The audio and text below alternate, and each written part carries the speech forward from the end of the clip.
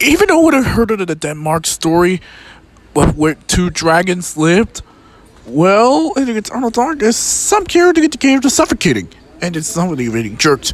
You're about to find out! Dainsleif. Some weapons are defined by what they can do. Dainsleif is defined by what it can't stop doing. Dainsleif, which means Dane's legacy in Old Norse, was forged by dwarves, its name bound to Dane, one of the primordial dwarves listed in the Voluspa. The text records no forge scene, no commission, and no moment of creation. Dainsleif simply exists in the hand of King Hogni of Denmark, already complete, already cursed, and already inevitable. Its law was absolute. Every time it was drawn from its sheath, a man had to die. It never failed in its stroke, and every wound it inflicted, no matter how slight, would never heal. The moment that defined it came when King Hethin abducted Hogni's daughter, Hildur, while Hogni was away at a king's assembly. Hogni pursued him across the sea to the island of Hoy in Orkney. Hethin met him there and offered gold as compensation. Hogni's reply was recorded word for word in Skard Skarpramal. The offer had come too late. He had already drawn Dainsleif. Because the sword had been unsheathed, someone had to die. A battle then began that didn't end. Each night, Hildur walked the battlefield and used her sorcery to resurrect the fallen. Each morning, the dead rose and fought again. The Battle of Hjafningavig, the Battle of the Hefnings, continued day after day, death after death, with no victory and no end. According to the Prose Era, it won't end until Ragnarok. The apocalyptic end of everything. It began not in a forge, but with a prank. Loki crept into the chambers of Sif, wife of Thor, and cut away every strand of her golden hair. Thor seized him and threatened to break every bone in his body. Loki bargained free with a promise. He would return with hair of pure gold forged by the master dwarves of Svartalfheim, the sons of Ivaldi. And they delivered. But Loki, unable to leave well enough alone, wagered his head that the dwarf brothers Sindri and Brokr couldn't match their craft. Sindri placed iron in the hearth and commanded his brother Brokr to work the bellows without stopping. So Loki transformed into a fly, bit Brokr's hand during the first forging and his neck during the second, but Brokr held both times. On the third, Loki bit his eyelid so savagely that blood poured into his eye. The bellows went flat for a single moment. And when Sindri drew the hammer from the hearth, its handle was shorter than intended. They carried it to Asgard, where Odin, Thor, and Freyr sat in judgment. The verdict was unanimous. The hammer was the greatest treasure ever forged, its flaw irrelevant. Mjolnir, whose name scholars trace to an ancient word for crushing, became the defining weapon against the Rime giants and passed down to Thor.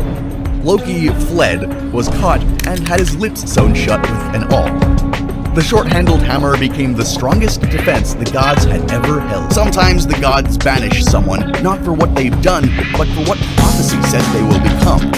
Sons of Ivaldi forged Gungnir in the deep workshops of Svartalfheim, realm of the dwarves. From enchanted materials and refined metal, they shaped a spear unlike any other, its head carved with runes that bound its power into cosmic law. Across the 9 realms, it would stand as the ultimate emblem of divine authority. Gungnir, the swaying one of Norse, was fated to never miss one's throne. The runes upon its blade did more than just guide its strike. It carried the power of oaths, enforcing order among gods and mortals alike. In Odin's hand, it was both a weapon of war and an instrument of judgment. Odin claimed the spear as one of the greatest treasures ever forged. He first cast it to begin the Aesir-Vanir War, hurling it over the Vanir gods as a formal declaration of conflict. From that moment, Gungnir became inseparable from the Allfather himself, an unerring spear that embodied his rule. This is Hel's story. The Norse goddess of the underworld is the daughter of the trickster god Loki and the giantess Angerboda. Born with a monstrous appearance, half living flesh and half corpse-like blue-black, she poses a future threat according to prophecies. Odin, the Allfather and ruler of Asgard, acts preemptively to neutralize dangers foretold in the Ragnarok prophecies. He casts Hel far from the divine realms, hurling her into Niflheim, the ancient world of ice, mist, and primordial cold located at the northern roots of the world tree Yggdrasil. This mischievous squirrel races up and down Yggdrasil, the world tree that holds all of Norse existence together. The tree stretches from the depths of the underworld to the heights of the heavens, and Ratatoskr traverses its vast length constantly without rest. Its primary function is delivering insults between two enemies who can never meet. At the tree's roots lives Neohogor, a dragon gnawing at the base. The dragon has been relentlessly gnawing at them since the beginning of time. It slowly weakens the structure that keeps reality from falling back into primordial chaos. Its name translates to Malice Striker or Curse Striker. While gnawing the tree's roots, it simultaneously chews on the corpses of murderers, adulterers, and oath-breakers who end up in Nastron, the worst section of the Norse underworld. At the crown perches an eagle who watches from above. The squirrel carries messages between them. The journeys themselves seem impossible, but the squirrel scurries across branches that span entire realms, moving along a trunk that connects worlds to cross distances no ordinary creature could endure. The Prosa Edda describes Ratatoskr as a bearer of slander, carrying spiteful words between the eagle and Neohogor. The squirrel provokes both sides, sustaining an ancient hostility at the heart of Yggdrasil. Even something as small as a squirrel becomes part of the cosmic tension that defines Norse myth. The dragon will have gnawed through enough of the roots that the world tree begins to yellow and die. One passage describes it breaking free and flying up from the underworld, carrying corpses on its back. Accounts of its ultimate fate vary among the sources. Upon arrival, Hel receives authority over a vast, frozen domain that becomes known as Hel, her own name. This underworld houses those who die of old age, sickness, or misfortune, rather than a glorious battle. These souls, denied entry to Valhalla, dwell in bleak halls surrounded by high walls and guarded gates, enduring a shadowy, joyless existence. Hel rules from her throne in this isolated realm, served by attendants and overseeing the countless shades. Her domain lies beyond insurmountable barriers, including the roaring river Gjöll, crossed by a golden bridge, marking a difficult boundary between Asgard and the living world of Midgard. Odin's banishment confines her to this realm, and the upper gods interact with her only through rare journeys or messengers. The Thrymskvida makes it explicit.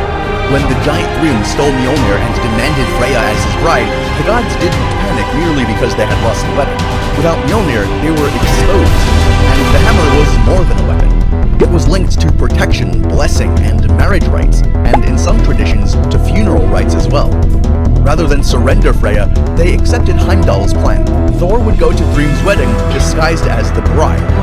When Thor disguised himself as the bride to retrieve it, the plan depended not simply on deception, but on ritual itself. Seated at the wedding feast, Thor merely gave himself away, devouring an ox, ate salmon, and draining caskets of mead until Thrym grew suspicious. Even when the giant recoiled at the fire in the bride's eyes, Loki explained it away. Then came the decisive moment. The hammer was placed in the bride's lap as part of the wedding rite, meant to bless the union. And that was the moment Thor seized it back. The giants handed it over themselves. The Rhine giants, the Jotnar, were not simply enemies. They represented the forces that perpetually threatened cosmic stability. Thor patrolled the boundaries of the known world and drove these forces back. Mjolnir was the instrument of that patrol. Every giant killed was the world surviving another day. In the myths, that struggle was constant and unglamorous. Thor crossed into giants' territory again and again, hammer in hand, belt tightened, giants driven back to the edges. Every victory was temporary. Chaos was never eliminated, only delayed. The fighting mattered precisely because it could never end. The Voluspa makes the cost explicit. At Ragnarok, Thor faces Jormungandr, the world serpent.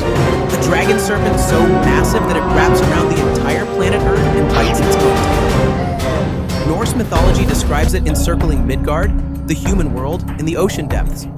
When it releases its tail, that action triggers Ragnarok, the apocalyptic end of everything. Born as one of Loki's 3 monstrous children, the serpent was thrown into the ocean by Odin as an infant. The god hoped it would drown. Instead, it grew. It grew so large that it eventually stretched across the entire circumference of the Earth and had enough length left over to bite down on its own tail. Thor once unknowingly tried to lift it when a giant disguised it as a cat. He raised only one paw off the ground. That feat alone nearly lifted the beast into the sky. The prophecy states that when the dragon serpent finally lets go of its tail and rises from the ocean, it will poison the sky itself, causing the seas to flood the land. During Ragnarok, Thor will kill it. The details are brutally specific. He walks 9 steps, then falls, destroyed by the venom of the creature he has defeated. Mjolnir does not save him in the end. Victory and death arrive together. The hammer that holds chaos back could never hold it back forever. The story of the Denmark of the legends. And they'll probably have it after the end. Well, that's it for now. Goodbye.